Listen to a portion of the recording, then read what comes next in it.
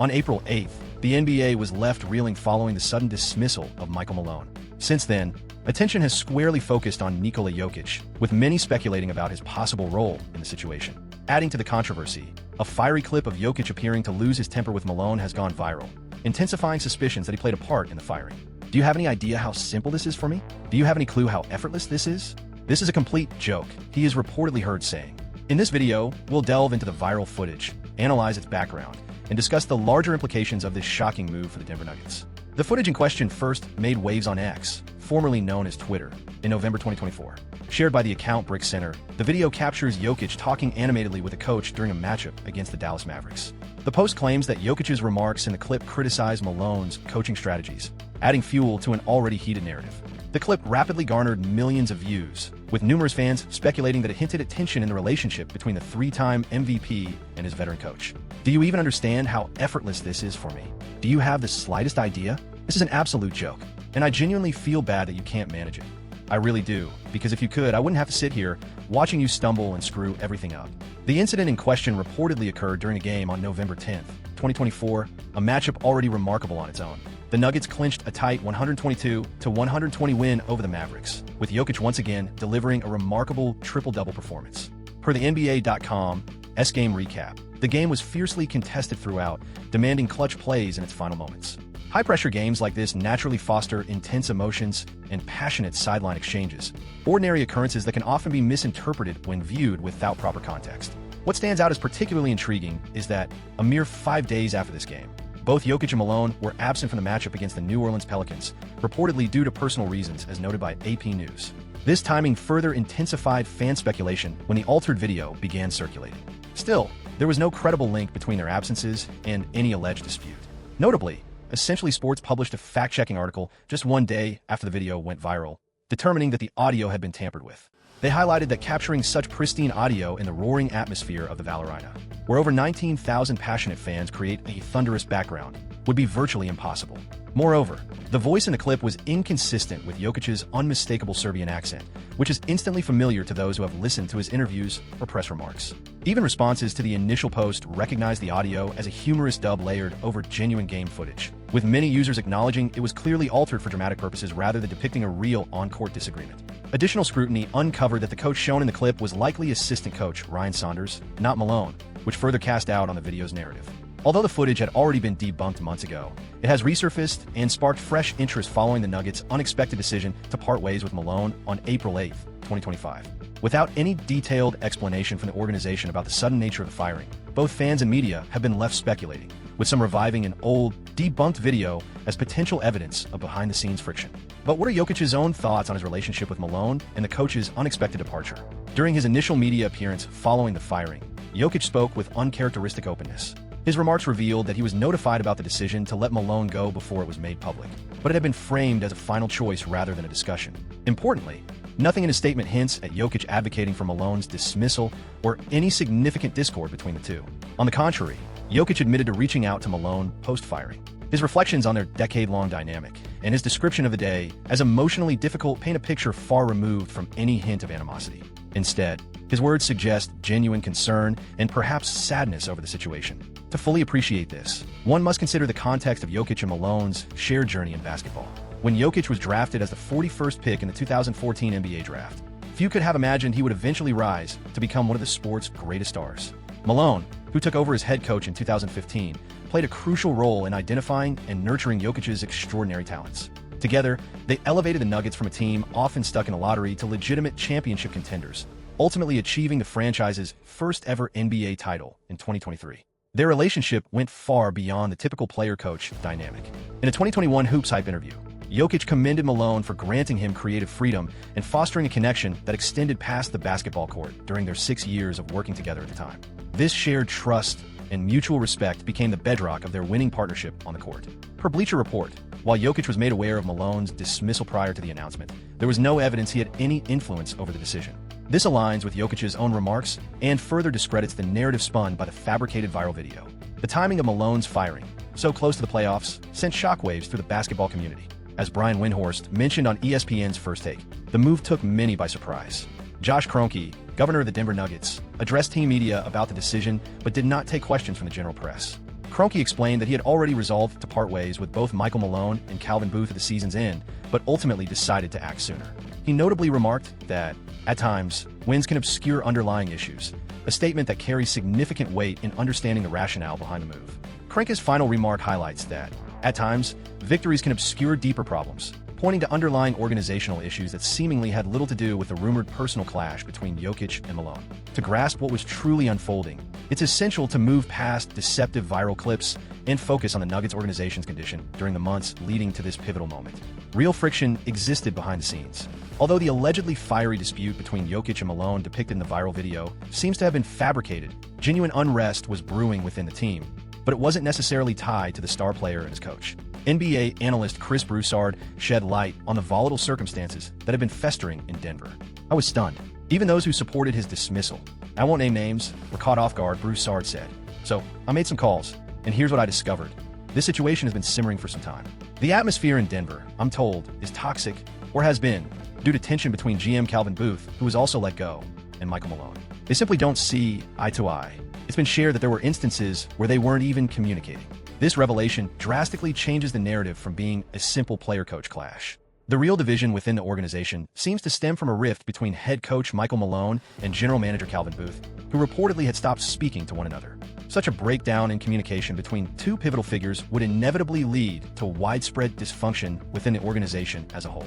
Broussard also mentioned that some players were not entirely fond of Malone's coaching approach. Michael Malone is known for his traditional, hard-nosed coaching style, which has reportedly rubbed certain players the wrong way.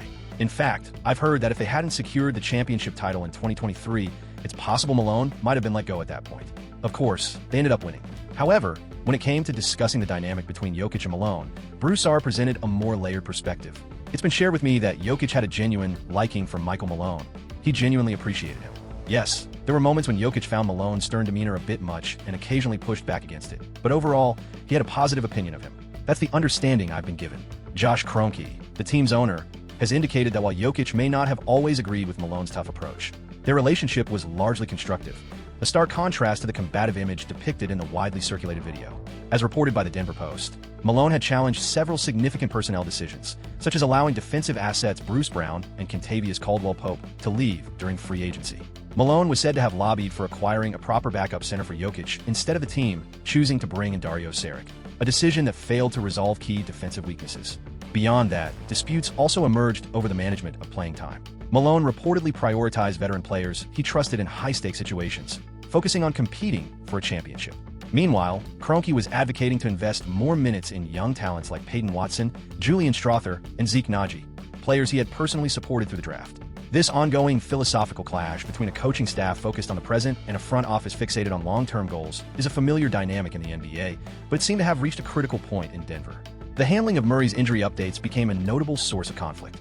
According to reports, there were irregularities in how information about his hamstring inflammation was communicated, with updates shifting unpredictably, sometimes daily, sometimes weekly, without clear synchronization between the front office and coaching staff. This lack of cohesion highlighted the broader communication issues troubling the organization.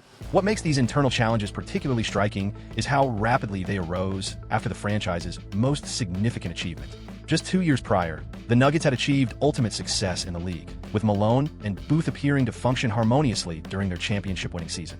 The speed of this breakdown illustrates how fragile relationships can become under the immense pressures of professional sports, especially when heightened expectations accompany a title.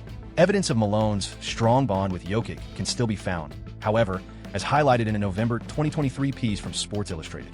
The article described a comical incident where both Malone and Jokic were ejected during a game against the Detroit Pistons, but opted to watch the rest of the contest together in the locker room. Malone later characterized their connection as that of kindred spirits, a description far from that of a strained partnership. Throughout the season, Malone's public statements about Jokic reflected unwavering respect and gratitude. As late as March 2025, Malone praised his standout center, calling him phenomenal and frequently expressing his gratitude, stating, "Man, I always say I'm so thankful he's wearing a Nuggets jersey because we get to witness greatness every single night." These remarks convey sincere admiration rather than mere diplomatic courtesy. The Nuggets' main challenges this season have seemed more rooted in structural and organizational issues than interpersonal conflicts. Following their 2023 championship victory, their defensive performance took a noticeable downer. By April 2025, they had slipped to 20th in defensive rating, a considerable fall from their title-winning form. Tough roster choices, including the decisions to let go of defensive stalwarts Bruce Brown and Kentavious Caldwell-Pope, weakened their defensive core. Additionally, injuries to Jamal Murray and the uneven contributions from Michael Porter Jr. left Jokic shouldering an even heavier responsibility. The defensive regression becomes even clearer when analyzing the numbers. During their championship campaign, they ranked inside the league's top 10, surrendering only 112.5 points per 100 possessions. This season, however, that figure surged to 116.8 points per 100 possessions, relegating them to the league's bottom third.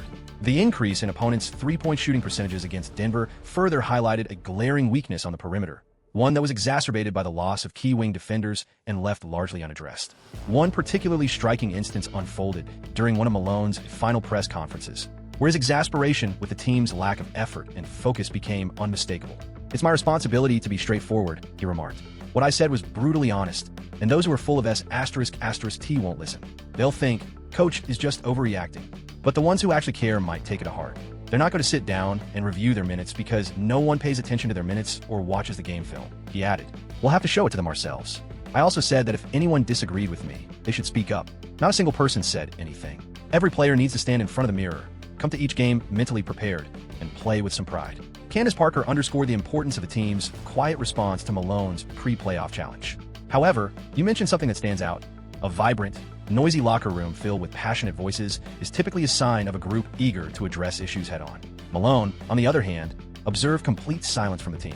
"For me, a locker room devoid of voices or accountability is far more concerning. When a team refrains from stepping forward and owning up to its shortcomings, this collective hush reflects a problem that goes beyond conflicts between players and coaches. It implies a team that had grown disinterested, potentially tuning out a message they had encountered far too often over an extended period.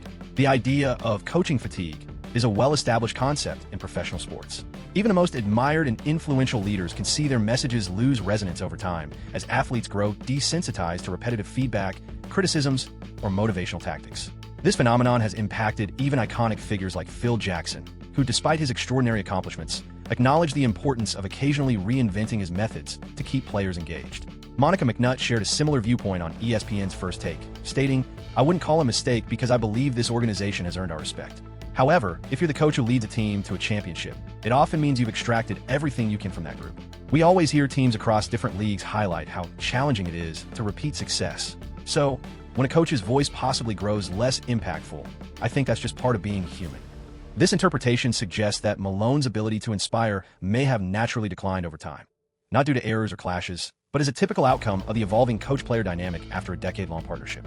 An important matchup that may have solidified the organization's choice to part ways with Malone occurred in late March against the Minnesota Timberwolves. Despite establishing a 20-point lead on their home court in what could have been a signature win over a significant Western Conference opponent, the Nuggets stumbled late in the game, plagued by defensive lapses and questionable decisions in the closing moments. This loss marked the team's sixth consecutive defeat at the hands of Minnesota, a roster now overseen by Tim Connolly, Denver's former GM, who was instrumental in assembling much of the Nuggets' championship foundation. Jokic noted a shift in the team's dynamics after Malone's exit. His candid remark, "If you want to change something, this is how we do it," implied that he saw the dismissal as a reasonable, albeit bold, response to the team's struggles rather than the product of personal disputes. When asked how the coaching change might benefit the team, Jokic offered an intriguing cultural insight. While speaking about interim coach David Adelman, Jokic's words hinted at what he believed was missing under Malone's leadership. His focus on Adelman, keeping it real, and communicating in the simplest way possible hinted at a desire for straightforwardness and transparency that might not have been present in Malone's style. Adding another layer of intrigue to this situation is the historical backdrop of the Kroenke ownership, as highlighted by Brian Windhorst. It's also worth noting the established patterns within the Kroenke family's management history. Stan Kroenke serves as the owner, while Josh Kroenke holds the title of governor. This organization oversees several high-profile sports franchises worldwide, including the Los Angeles Rams, the Colorado Avalanche, the Denver Nuggets, and Arsenal, the renowned English football club. Historically, the Kroenkes have demonstrated a strong inclination toward maintaining their head coaches for extended periods. For instance, since acquiring the Rams in 2010, it appears that Stan Kroenke has only dismissed the head coach once or twice. Over at Arsenal, only one managerial change has occurred since he took ownership in 2007. Similarly, the Avalanche haven't seen a coaching shakeup in about 10 years. For an ownership group that has consistently prioritized patience and long-term stability, the decision to part ways with a championship-winning coach just 3 games before the regular season's conclusion indicates that the situation had likely reached a breaking point. This doesn't appear to be a spur-of-the-moment decision, but rather the result of escalating concerns about the team's culture and its prospects for sustained success. Josh Kroenke's remark about victories, sometimes hiding deeper problems, sheds additional light on their rationale. The team's regular season record of 47-32 at the time of Malone's dismissal seemed to mask underlying issues that the ownership felt required immediate resolution, even if it meant jeopardizing their playoff preparations. However, there is no indication that Jokic and Malone had the kind of contentious dynamic portrayed in the widely circulated video. On the contrary, their partnership, which spanned a decade, brought remarkable achievements. Jokic earned 3 MVP titles, the Nuggets secured their first NBA championship, and Malone became the franchise's winningest coach with 471 career victories. The choice to part ways with Malone appears rooted in organizational factors and the perception that a new voice was necessary. But how will this surprising coaching change impact Jokic's future with the Nuggets? #### what this change means for Jokic. Michael Malone's departure marks a turning point in Jokic's relationship with the Nuggets organization. For the first time since entering the NBA, he will now work under a different head coach, a significant adjustment for a player who has spent his entire NBA tenure led by Malone. When asked how he plans to adapt so close to the playoffs, Jokic stressed the importance of acting quickly given the pressing circumstances. This practical response underscores his professional mindset. Although losing the only NBA coach he had ever played under was an emotional blow, he understood the urgency of adjusting quickly with the playoffs just around the corner. As far as his contract situation is concerned, Jokic's future with the Nuggets is firmly secured for now. He's under contract through the 2027-28 season, with a player option for the final year, and he'll qualify for a massive 3-year, $212 million extension following the conclusion of the NBA Finals. Still, as history has shown time and again in the league, contracts rarely serve as an immovable barrier for superstar players seeking a new environment. The forthcoming extension discussions will offer crucial insight into Jokic's current perspective. Will he commit right away, signaling unwavering loyalty to the Malone-led Nuggets? Will he opt to delay the process, maintaining leverage over the franchise's future decisions? Or could he potentially decline, hinting at a desire to explore opportunities elsewhere before his deal expires? These deliberations carry significant weight given the extraordinary lengths the Nuggets have gone to in constructing a team around Jokic. Alongside his Supermax deal, the franchise has invested heavily in Jamal Murray and Michael Porter Jr., committing to their talent with max or near-max contracts, thereby creating financial limitations that restrict roster flexibility. Substantial improvements to the roster will likely depend on inventive asset management rather than high-profile free agent signings. When questioned about the potential of the team following the coaching change, Jokic's response was intriguingly vague. His curiously minimal reply hints that even Jokic himself may be uncertain about how he and the squad will adapt to this significant adjustment. Yet his repeated, "Maybe we will see," carries an air of possibility, possibly even optimism. Nick Wright underscored the historical significance of this moment in Jokic's career. Viewed through a historical lens, immense pressure surrounds both Jokic and the Nuggets. For Jokic to secure his status among the basketball legends, multiple championships are essential. If the team fails to build a roster capable of competing at the highest level, history indicates Jokic might eventually consider other options, regardless of his contract situation or former loyalty to Denver. Various troubling signs point to the possibility that Denver's championship contention window is shrinking. Their defense has dropped to 20th in the league, far removed from the form that earned them a title. Critical roster moves, such as letting Bruce Brown and Kentavious Caldwell-Pope leave, have eroded their depth and defensive strength. Additionally, Jamal Murray's persistent injury troubles and Michael Porter Jr.'s inconsistency have intensified the pressure on Jokic to carry the team almost single-handedly. Concerns about the supporting cast extend well beyond the marquee players. The Nuggets bench has been a significant weak point, ranking 26th in the league and contributing just 27.8 points per game. This lack of depth has placed a tremendous load on Jokic, requiring him to play increased minutes and take on numerous responsibilities on both offense and defense. Although his remarkable individual performances have kept Denver competitive, this strategy appears unsustainable for any serious championship pursuit. Broussard also highlighted how changes in the team's front office could impact Jokic's future. Tim Connolly, the Nuggets' former general manager who now works in Minnesota, was the architect behind Denver's championship roster. Jokic, drafted by Connolly as the 41st overall pick in the second round, was often overlooked at the time. Connolly also drafted key players like Michael Porter Jr. and Jamal Murray and orchestrated the trade for Aaron Gordon. Now with Minnesota, he has built a team that has managed to defeat Denver 6 times in a row. This mention of Tim Connolly's success, not only in assembling the Nuggets championship squad, but also in constructing a Timberwolves team currently dominating Denver, sparks an intriguing question. Might Jokic one day consider reuniting with the executive who first saw his potential and brought him into the NBA? The Minnesota connection is hard to ignore, particularly in light of Connolly's proven ability to construct competitive teams around his star players.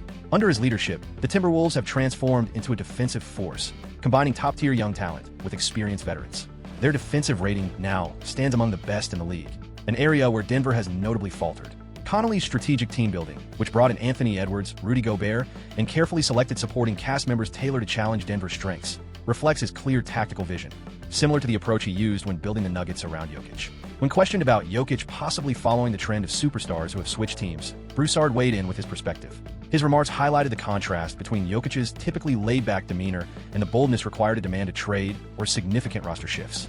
Yet, they also implied that analysts familiar with Jokic's character might not fault him for eventually seeking new opportunities, subtly conceding that such a decision could be understandable under the right circumstances.